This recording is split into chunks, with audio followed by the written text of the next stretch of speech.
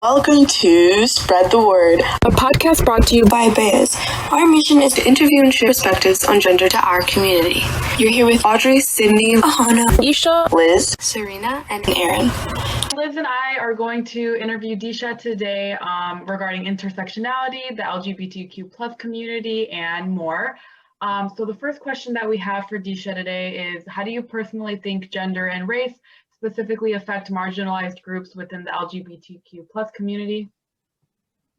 Yeah, so recently I've been doing a lot of research on this. I realized schools don't really educate us on LGBTQ plus issues and who they are in general. Like, it's a very diverse group of people. I don't think people recognize that enough. It's not just gay, lesbian, trans people. There's so much in there. There's asexual people, biromantic. There's such a big spectrum. Like, sexuality truly is a spectrum.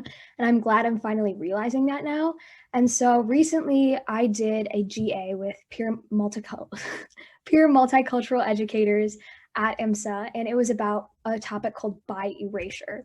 And so bi erasure is essentially when the media erases the experiences of bisexual people. And so people who fall under that middle umbrella, you know what I'm saying? So like I said, sexuality is a spectrum, right? So not everyone is straight, not everyone is just gay. You know what I'm saying? Like, there's so many people in between, and oftentimes the media erases these experiences. And so they talk about bisexuality, it's almost like an invisibility shield. You know what I'm saying? Like, that day that we hosted that GA was actually Bisexual Visibility Day. So to draw attention to this group of people that is historically just not seen in the media at all and pretended that they don't exist.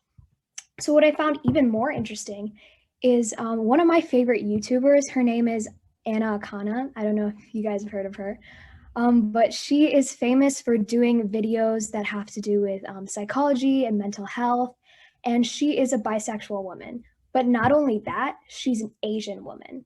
And so I was watching a podcast by her actually, and she talks about how she has that double invisibility. So she's not only Asian, but she's bisexual, and both have that sort of visibility in media. Oftentimes nowadays, the definition of diversity in media is you have a Black person in there, you're good. Or like you have one person of one group, and it's usually just, they think of it as black and white. But that's not how diversity works. Diversity is more than that. It's more than just race. It's more than just ethnicity. It's sexuality as well. And it's so many other factors. And so I thought that was really funny that she had that double invisibility, right? So that's how I kind of interpret the intersectionality. Oftentimes, women of color, especially in the LGBTQ plus community, are not seen often. And that's an issue. Like, even within the community, there is this hierarchy, right? Like, there are people who will only date people who are gay, or only date people who are bisexual, or only like these sort of requirements. And then there's the fact that a lot of the times, like, it is harder for those people who are from those colored communities. It's harder for them to come out, and it's harder for them to be open with who they are, because of that intersectionality, because their culture may not accept them, which is really just sad to see. Like, I know nowadays in American culture, it's a little bit more accepted nowadays, but in other cultures, it's still not that accepted.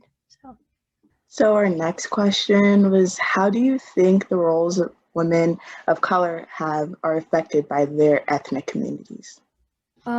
So basically, I was sort of getting to that at the end of what I was saying before. Basically, the way I see it, I'm a woman of color.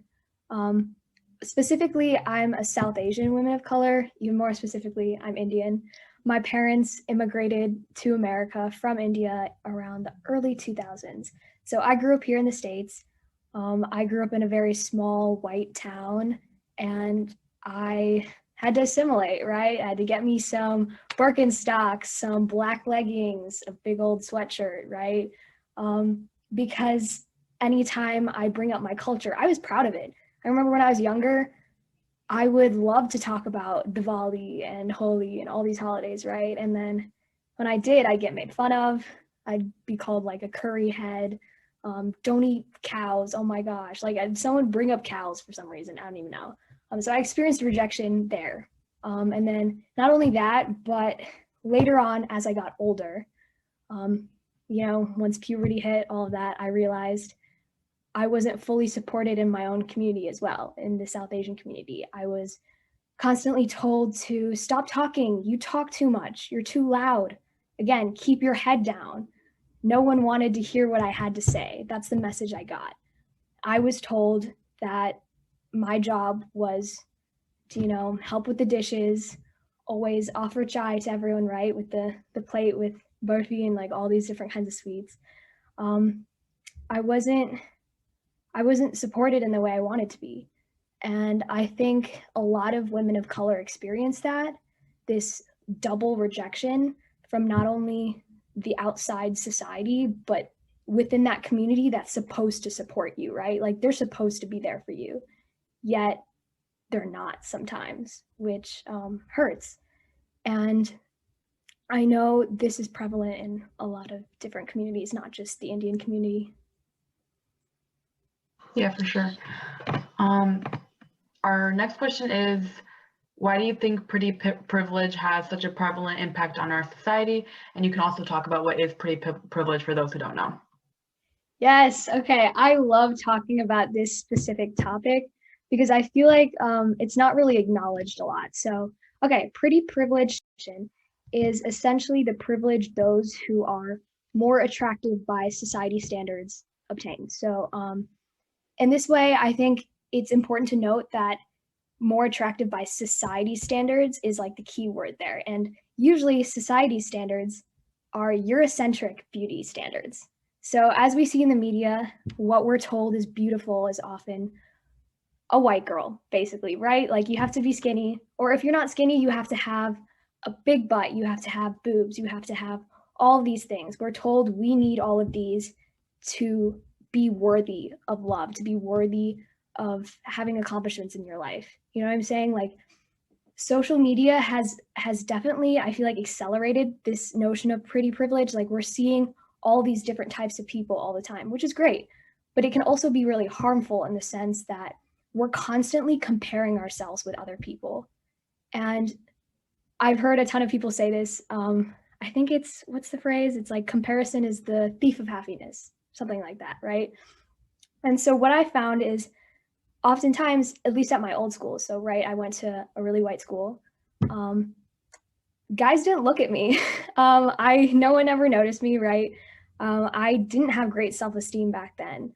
It's not like people were always telling me I'm pretty, blah, blah, blah, blah, blah, right? And then I go to IMSA.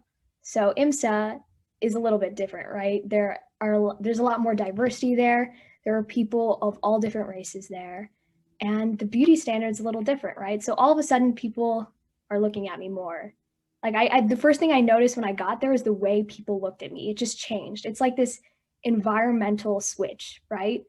And so I've noticed like the effect pretty privilege has, because the way I'm treated at IMSA was drastically different than what I was treated at my old school. And that itself is really sad. The fact that women are demoted in their value based off of their physical appearances. And it's really, really horrible. I've had friends call me and tell me about how literally like people will look over you or just tell you that you don't matter, which is so messed up. Like I was just looking back at this one video that I posted on my Finsta story, that I was ranting about this because I was so upset because my friend literally was calling me crying about how guys didn't look at her and guys didn't notice her. And she didn't think she was pretty because of this, because we're told that the way men perceive us is a reflection of our value. So if men pay attention to you, if men think you're pretty, then you're pretty. And that whole idea is definitely the opposite of self-love, because essentially what's happening is that we're putting our worth on an external factor. And when that happens, things are obviously going to fluctuate, right? Like if someone tells you you're pretty one day, you feel good about yourself, right? But then the next day, if no one says anything, you're going to feel really gross, right? And so that's why personally, what I've tried to work on in this past year is to find that happiness with the way I look, the way I am through myself, because I know someone else can't give that to me. Because at the end of the day, it's just me, right? It's just me with myself. And that's how it is at the end of the day. So that's what I personally have tried to work on. Okay, so our last question we had for you was, in what ways do you think there is internalized misogyny, especially in the trans community? Community to speak yet about that, because I have looked a lot more into the LGBTQ plus community recently, but I do want to look more into the trans community. So I feel like I'll just talk about my own experience.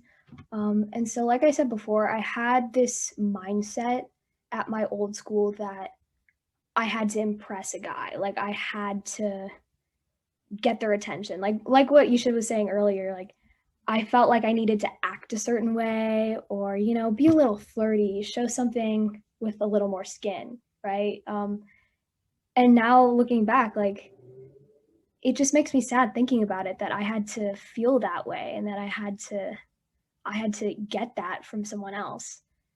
And I definitely have, I think we all do in some shape or form, internalized misogyny. Like I notice little things that I think and I'm like, wait a minute, I shouldn't be saying this, right? And just overall, like I've seen like a definite like big aspect of internalized misogyny is the way women treat other women. So like I've done my best to support other women and hype each other up. Like we should be doing that because we need to support each other. Like a lot of us go through a lot of things that are hard in life and we need to be there for each other instead of tearing each other down, which oftentimes happens. And I was just watching this TV show on Netflix the other day, and it's like these two women in this workplace, and they felt the need to like fight each other. It's like a thing, right? Like women in the workplace have to compete against each other. Like, why do you have to do that? Like let's help each other out and help each other get on top, just like little things like that. I'm just trying to work on that specifically too. Okay, cool. So I think those were all of our questions. Do you have anything else you want to add on? I just want everyone who's listening to this to know, like, self-love is a journey. It really is. It's not as easy as people say it is. I'm still not there. I'm definitely not there yet. I feel like I have a lot to grow. And at the end of the day, like, you just have to know your worth because people are going to constantly be trying to put you down. They're going to try to tell you you're not good enough. And you need to know you are, because you are. Every person has something good about them. No one is completely bad. No one is completely good. Everyone has their strengths and weaknesses. And once you realize this, it just makes you a more confident person. Like you just have to focus on those good things and take it day by day. It's a process. Someone I really like, she's a celebrity. Her name's Jamila Jamil. I really like the work she's done. So she made it so Instagram doesn't show ads about like dieting pills and stuff like that to kids that are a certain age and younger. And she's a big advocate for not just body positivity and self-love, but this thing called body neutrality, which I found was really cool. It's basically this concept where you don't have to love your body. It's almost like it can be something you don't think about, because I know a lot of people suffer from body dysmorphia, eating disorders. Like it's a very prevalent thing for women especially. And I found that to be pretty cool. So I'd look into that if you're interested. But the whole body neutrality concept. Yeah. Thank you for having me. This was really thank you for coming. We really appreciate it. Liz, do you have anything else you want to add on? Thank you for volunteering for the podcast. We really appreciate you coming on.